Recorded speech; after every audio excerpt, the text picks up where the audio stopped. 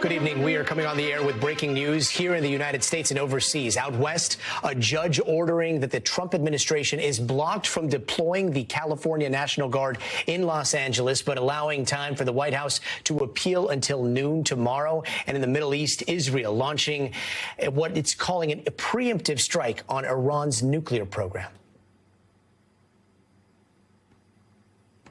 And we've got Richard Engel, NBC's Richard Engel, joining us now live. Richard, we just heard from the Prime Minister of Israel, Benjamin Netanyahu. He is calling this the Iranian nuclear threat an existential threat to the state of Israel. What are we seeing play out tonight? So Israel just carried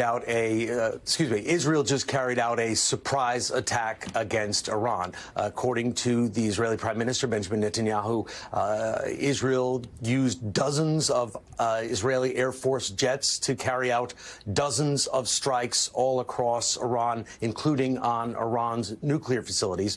Prime Minister Netanyahu issued a statement, spoke in English, and he said that this is potentially just the beginning, that Israel is willing to operate militarily against Iran for as long as it takes to curb its nuclear ambitions, to prevent it from developing a nuclear weapon. He said that Iran is close to developing a nuclear weapon and that it is an existential threat to Israel. And now Israel is bracing with a state of emergency, activating its military, activating its defenses, anticipating that Iran will launch some sort of military response, potentially with drones, potentially with missiles. So Israel has struck, describing it as preemptively, now bracing for an Iranian response, as Prime Minister Netanyahu says he's willing to keep going.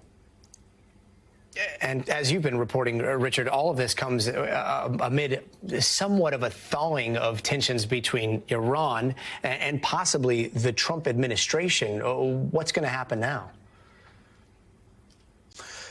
So there had been this diplomatic process underway. Many were surprised by this attack because the negotiations between Iran and the Trump administration appeared to have been going well.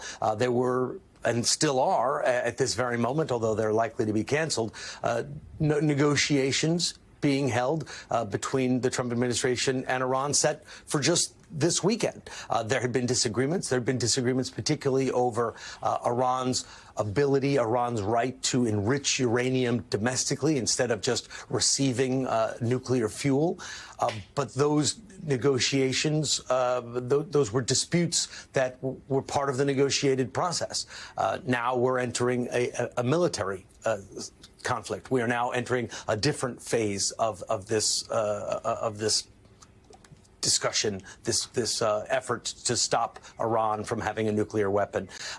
The reason this is happening right now is because Iran is much weaker than it used to be. Iran has lost its military might. It has lost its allies, its proxies in the region. It no longer has the ability to launch as much power, to project as much power through Hezbollah, through the Houthis, who've also been weakened. And Prime Minister Netanyahu has been pushing for a military strike because Iran is diminished militarily right now, which is the same reason that the Trump administration was pushing for negotiations, seeing Iran's weakness as an opportunity either for a military strike or for negotiations. And now we will await to see what happens and whether we see a retaliatory strike. Tonight remains to be seen. NBC's Richard Engel, thank you so much. I also want to turn to the other news of the evening. NBC's Gabe Gutierrez joins us now. Gabe, do you know what the latest is with this Trump ruling here in the United States? Well, Gadi, a lot of breaking news here at the White House, not just the Israeli strikes on Iran, but we'll pivot now to what just happened in the last several minutes, where a Judge Charles Breyer out in California has just blocked the Trump administration from deploying the National Guard in California. Of course, that is hugely significant, but the judge is also pausing his own order until tomorrow afternoon at 3 p.m. Eastern time to give both sides time time to appeal. Now, Gadi, this is, of course, hugely significant as the Trump administration sent National Guard members and troops to Los Angeles. This is just happening, and we're waiting to get any sort of reaction from the White House over the next few moments, Gadi. Gabe Gutierrez, thank you so much. So much news happening tonight. And for now, we're going to rejoin our regularly scheduled program. We thank you for watching. And remember, stay updated on breaking news and top stories on the NBC News app or watch live on our YouTube channel.